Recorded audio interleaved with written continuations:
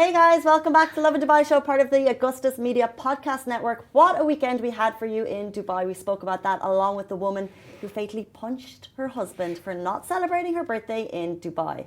Tune in to all the other amazing stories that we have for you today. And if you're loving the show, which we hope you are, remember to hit the like and subscribe button wherever you listen to your podcasts. Good morning, Dubai. Welcome back to the Lovin Dubai show, where we go through the top trending stories that everyone across the country is talking about. It is Monday morning. We're so excited to kickstart the week after what a weekend. Our top story for you today: an Emirati businessman donates multiple ambulances to Gaza. We have the lowdown on the celebs soaking up the atmosphere at the Abu Dhabi GP this weekend. His Highness Sheikh Hamdan, who you can see behind me, ran with Team Angel Wolf at Dubai Run. And a woman fatally punched her husband for not celebrating a birthday in Dubai. We're also talking about Baseball United, which landed in the UAE for the first time. But first of all, it is Monday morning, and a big welcome to Amy Jones for joining us on the show this morning. Thanks. Good to be here. I don't think I've actually been. I think I've only done one show with you. No, we did one here and we did one in the old studio because you had that famous scooter story. Oh yeah. No, but I wasn't like presenting it with you. I just like came on to tell you about my scootering. No way. Yeah, I literally just came on. How did that even? Who let that happen? It's because I remember the story really clearly because it was when JLT ended up having their, all the new like scooter paths. Yeah. And then I have a scooter. Well, I did until I had to like retire it because I'm a bit of a liability on a scooter. As we heard that morning. Yeah, exactly. And yeah, that was the first time I came on. And then I'm surprised that I was allowed on after that, to be fair. She's back today, and I think every single person has woken up absolutely wrecked after the weekend. How big was this weekend? Were you out and about celebrating? I was, but I didn't head down to Abu Dhabi, and I'm gutted, to be honest. Yeah. I had major FOMO, and it's actually upsetting that I've never had FOMO quite as big as I had today. Same, and I think when you see the videos of everyone down at F1, you do get that. I got the same, and we'll talk about that in a little bit. But first of all, we just want to give a great big shout out to Gani Suleiman. He's a local legend, a hero, because yesterday, while we were sleeping, he completed 30 Ironmans after 30 days. So 30 Ironmans That's consecutively. wild. That is wild. I can't even think about doing one Ironman, let alone like 30 in 30 days. Like, he must be knackered. I think the wording was he might be a bit fragile, but it's still come down because a lot of people came and joined him for the last run. That's so nice. I think definitely when you're doing something like that, having that support is just so great, and it really makes a difference. Like, keeps you geared up. I've got here. So an Ironman is 3.9 kilometer swim, 180 kilometer bike ride, and a marathon. 42.2 kilometre run. Doing that 30 times. Oh, wow. He is an endurance athlete, so we've spoken about it before, that he's been kind of building up to this. I mean, you'd have to. It's not like you could turn around and be like, right, I'm going to run an Ironman. So true, but even a couple of years ago, he couldn't swim. So he learned how to swim. Oh my gosh, really? Yeah, and then he did 30 ultra marathons in 30 days. That was one of his biggies. And then this is just beyond the capabilities of any, I guess, regular human. I think he must be superhuman. Yeah. I mean, I don't even know. I mean, fair enough, like, it's the physical endurance, but the mental endurance to do it. I struggle to get up in the morning to go to the gym. I mean, I don't do it most of the time, but like to get the thought process of going to the gym is just so mentally challenging. I know. But like, to be able to do that, and then just mentally, when you're tired, if your muscles hurt, and like it's just the mental endurance. And anybody that can do anything like that, like, hats off to them. That's fantastic. Absolutely. And I think so you have the mental challenges, and then it's the sleep deprivation, because the reality is an Ironman takes, Gani hopefully is going to come on the show and tell us about it, but between 9 and 10 hours for... I mean, no, that's a strong... I think that's at 9 and 12... Well, I reckon, yeah, between 10 and 12... If you're doing it for 30 days, I reckon, like, the last ones would have taken him, like, 10 to 13 hours. So every waking moment of his day was essentially exercising. And therefore, you actually need to spread it out. So he took bigger breaks. He even, during the runs, he actually stopped for little power naps at some points. I mean, you're going to have to, aren't you? You would. So essentially, he was getting only a couple of hours sleep. We're talking 2 and 3 hours before he would get up to pray and kickstart. And also, when he started this, it was still hot outside. Anyway, Gani Suleiman, you are an absolute legend. We are so proud of you, and I mean, hats off. Yeah, absolutely incredible feat. I definitely couldn't do it, but well done you. And also, well done to everyone who got up for Dubai Run this weekend. And to our top story today, hats off to Emirati businessman who donates multiple ambulances to Gaza. Prominent Emirati businessman Khalaf Al-Habtour announced his significant donation on X. He tweeted, "I donated a number of ambulances equipped with the latest medical technology to contribute to improving the health situation in the sector and to support those injured by the Israeli aggression." Fantastic. In latest developments and under the directive of President His Highness Sheikh Mohammed bin Zayed Al Nahyan, the UAE is continuing its humanitarian aid drive to support the Palestinian people. As 10 Emirates Red Crescent trucks crossed into Gaza carrying food aid on Sunday night. As part of Operation Gallant Night 3, the aid contains 16,520 food parcels weighing 247.8 tonnes. Both deliveries are a reflection of the UAE's established humanitarian approach in providing support and meeting the needs of civilians across various circumstances. The 4-day pause, which you've seen in Gaza, is expected to end today. However, US President Joe Biden said he hoped the temporary truce between Israel and Hamas can go on as long as hostages are being released. Now, we'll have more on this stories later today, so do keep an eye on all Lovin Dubai channels. Jumping into our next story, what a weekend it was down at Abu Dhabi F1. I certainly felt the FOMO here in Dubai. Oh, it looked insane. And it wasn't just the locals, it was everybody enjoying it. Celebs were loving the Abu Dhabi Grand Prix this weekend as the 15th edition of the Formula One Etihad Airways Abu Dhabi Grand Prix got underway. Celebrities from around the world of sport, music, Hollywood, motor racing were spotted arriving at the paddock for the F1 season finale. It was a storm finish for Max Verstappen, and you had Hollywood superstars Jason Statham and Priyanka Chopra taking it all in at Yas Marina Circuit, soaking up the Abu Dhabi atmosphere. You know, though, every time I look at people's stories, I'm thinking, how does everyone get this cool access? Because I saw so many people's stories seeing for the likes of Liam and Chris Hemsworth. Oh, someone was I nearby. know. I saw, wasn't it Sabine?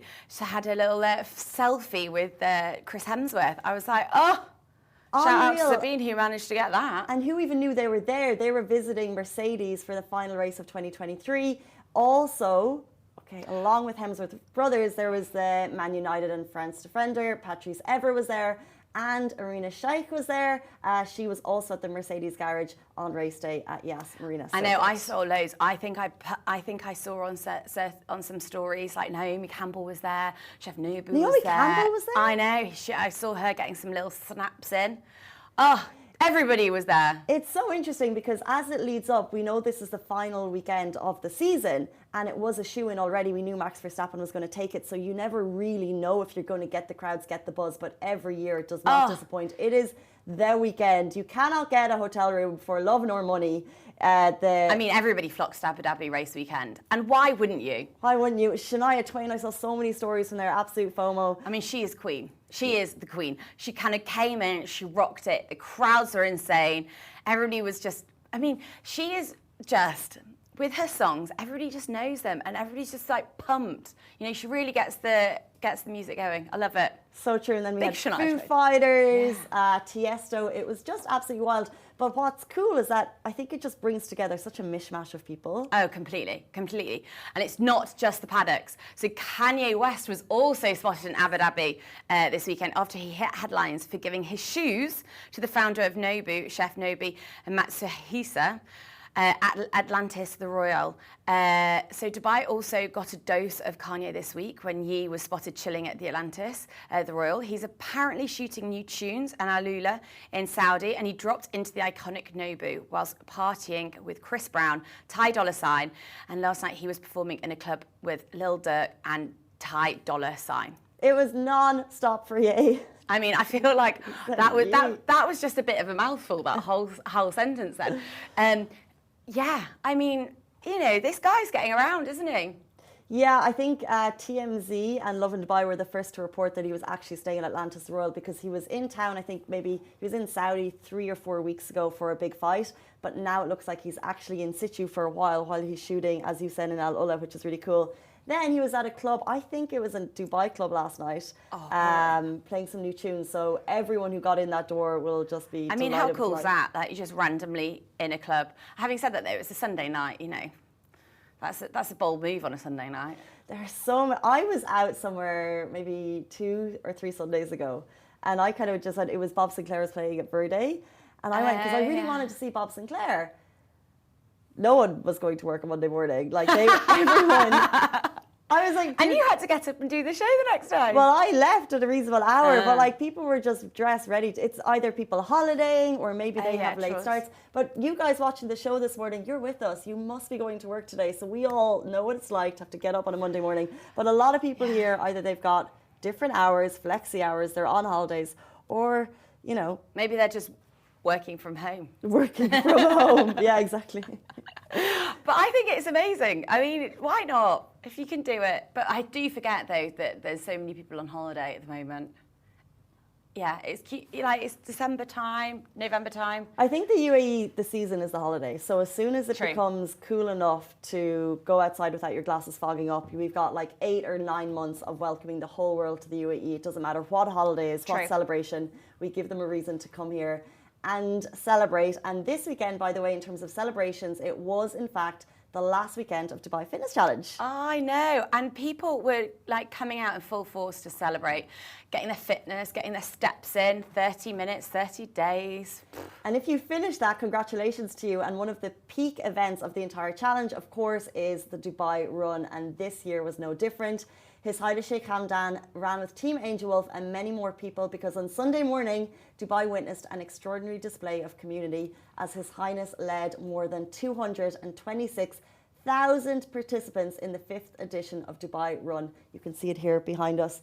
The visuals were absolutely amazing. The numbers were even greater than last year's. And it was so cool to see so many people take part. It's an early start, but why not get involved and run on Sheikh Zayed Road? I mean, it was incredible. Even during the morning, everybody had their lights out and they're celebrating. So during the race, he received the Dubai Fitness Challenge flag from astronaut Dr. Sultan Al-Nayadi, who carried it during his historic journey aboard the ISS, along with joining Team Angel joining Team Angel Wolf for a jog on Sheikh Zayed Road. The family who support the inclusion of people of disabilities in Spotted thanked the Crown Prince, saying, "Thank you, His Highness, for your kindness and energy in pushing Rio again, while running your own 10Ks today in Dubai Run. As a leader, you are a true role model of real community inclusion. Thank you." And I think the whole event that's what it's about, because Absolutely. They have free fitness for across the month. And it is very much about inclusion because, you know, it says they're available across the city, free to attend classes, and then this is the culmination of it. Oh, absolutely. And I think as well, what I love the most about the Dubai Run, forget the fact that you can like run down Sheikh Zayed Road, which is just cool anyway, but it's also like anybody can join. And I love that. I just think you're running with astronauts, you're running with royal family, but also you're just running with your kids and like different levels. And I think to get out there, I mean, look, it's absolutely phenomenal. Absolutely phenomenal. 226,000 people in terms of percentage in the population. It's a big number. That is and a big as you number. said, it's a fun run, so you're not running for your PB, that's for sure. You're running for the experience. And to see in its 5th edition that the numbers keep rising, show the community spirit and the people wanting to get involved, which is just phenomenal. I cannot just believe how much happened this weekend. So keep your videos and stories coming through, and thank you for sharing with them with us throughout the weekend. They're so amazing to get so many, particularly from Dubai Run. We're jumping on to our next story, which is taking over headlines this morning. A woman fatally punched her husband for not celebrating her birthday in Dubai. So a 36-year-old man has passed away after he was punched on the nose by his wife after he said he would not take her to Dubai for her birthday. The 36-year-old businessman who worked in the construction industry was married to his wife, 38-year-old Renuka, and they lived in a well-to-do residential area, Prunes, where the incident took place on Friday. A case, of course, has now been taken against Renuka, who is reportedly upset for multiple reasons, including not being invited to Dubai to celebrate her birthday. Her husband apparently also refused to give her expensive gifts on her birthday and anniversary, and he also didn't want to take her to Delhi to visit some relatives. So first of all, condolences to the family on this massive tragic loss. And secondly, violence is never the answer to see in a family situation. And the thing is, we may not have heard about this story unless the man had tragically passed away. Well, yeah, exactly. I think any form of violence, whether or not it's against a man or a woman, it's not acceptable. But what an extreme reaction. What an extreme reaction, exactly. But also, though, I have to say, I don't know whether or not, like, punching somebody, you would never expect somebody to actually die from it, which is incredibly tragic. Incredibly tragic. And it's just, what a loss of life, and also a loss of her life as well, because at the end of the day, she'll be going to prison. So. And she's just going to have to live with that for the rest of her life. And those in her family. Doesn't bear thinking about. Yeah. So no trip to Dubai for Renuka. 8:45, we jump on to our last story. Baseball landed in the UAE for the first time. So Baseball United is the first professional baseball league in the Middle East and Southeast Asia. And the All-Star event happened in the region for the first time. It was a jam-packed weekend of baseball. It kicked off on Friday. So I was being introduced to baseball for the first time, and it's all about the fan fest at the beginning and then the pitch off, which happens in the evening. So people go, it's very much like a community event. You go for the drinks, you go for the music, you go for the vibe, and then you go to see some cool baseball. Yeah. I mean, it's very much an American affair, right? And I think Americans just do watching sport well. They do, whether or not it's like whether or not it's like football, whether it's baseball, whatever. You go, you have, they call it, what do they call it? Tailgating. That's what I was going to say. Yes. And they tailgate, and it's like everybody's just having like barbecues out the side, out the back of their like cars. And it's just a really cool vibe. And obviously you were there, the Lovin Dubai had a little spot. And we, thank you everybody, by the way, that came down and got on the, got filmed, got part of the challenges. I mean, Casey was making everybody do planks and squats. My back is broken.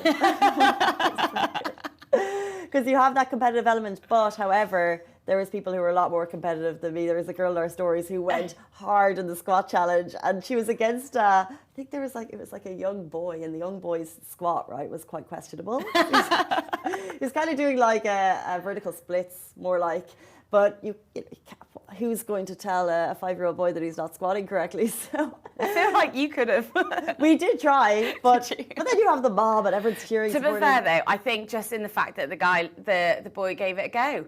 But there was some very competitive. I mean, at one point they were doing a squat challenge, and it was, you had people of all ages, and it was absolutely fantastic to see. And there was everybody just getting involved. True, but the whole thing was that it was actually just a great vibe before the baseball kicked off. And as you said, Americans do sports well. So what did you think of baseball as your first entry into it? I think I could totally get invested.